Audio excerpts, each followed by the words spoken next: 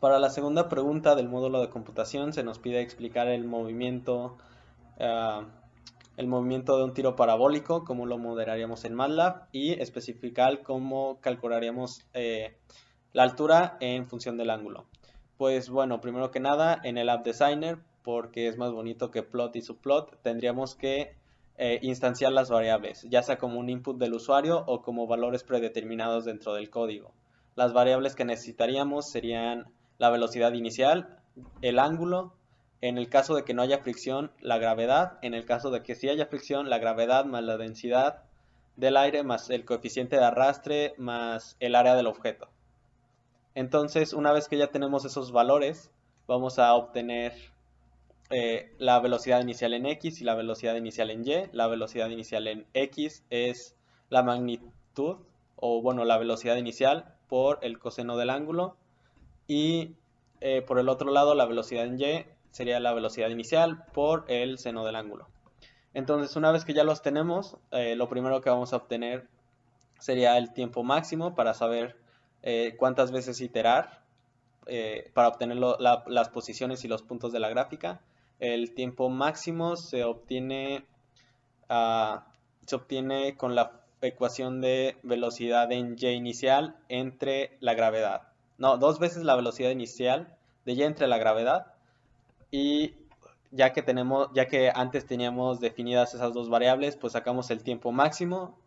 Eh, tenemos dos opciones: hacer un while que vaya avanzando cada delta desde 0, 2 puntos delta, 2 puntos el tiempo máximo para saber, este, más bien eso sería un for, perdón, para saber eso, o también podríamos hacer después un for que vaya desde 0 en y hasta 0 en y, es decir, desde que vaya del origen hasta que llegue a cero otra vez. Tenemos esas dos opciones y más adelante explicaré cuál usaré para la explicación, pero también podemos obtener directamente antes de sacar las posiciones, podemos obtener la altura máxima, que sería la velocidad inicial en y al cuadrado entre la gravedad, entre dos veces la gravedad.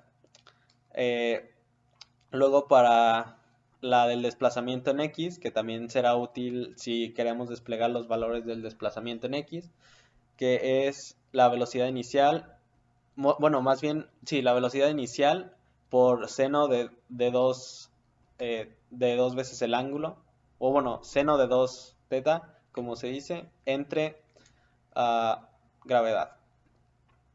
Pero bueno, una vez que ya tenemos esos valores instanciados, vamos a hacer un ciclo.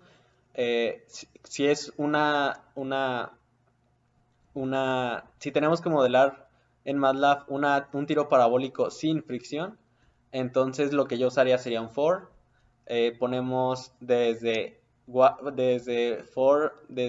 n es igual a 0, que cambie cada delta hasta que llegue al tiempo máximo y eh, obtendríamos, tendríamos que realizar la ecuación de la posición, que es pues la posición es igual a la posición anterior más la eh, S más la velocidad en X por el tiempo, S en el caso de que obtendremos la posición primero de X, y para la posición en Y sería lo mismo, solo que tomando en cuenta la gravedad. Sería posición en Y es igual a posición en Y más velocidad en Y por el tiempo más un medio de la gravedad por el tiempo, recordemos, en el caso de que no hay fricción.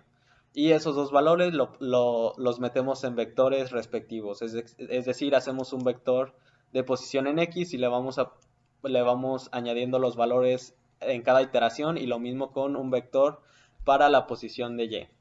Una vez que ya culminamos con el ciclo for, lo que nos faltaría sería hacer una animated line, ponerla en una gráfica y pues checar que no haya errores, y con eso se modelaría.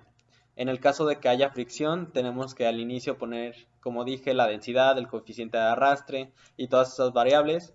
Y el cambio más fuerte sería que en vez de un for, yo recomendaría usar un while, y tendríamos que sacar la fuerza neta para X tendríamos que sacar la fuerza neta en X para que afecte a la hora de obtener la aceleración total de la X y, y así. La fórmula para sacar la fuerza neta sería el coeficiente de arrastre por el área, por la densidad, por 0.5 o por un medio, por la velocidad al cuadrado entre... No, solo sería así. Y para la aceleración lo mismo, pero entre la masa. Lo mismo con la de Y, solo que la de Y a la hora de meterla a la ecuación de la posición tendríamos que eh, eh, ¿cómo se dice? Tendríamos que juntar la aceleración del peso y la aceleración por esta fricción.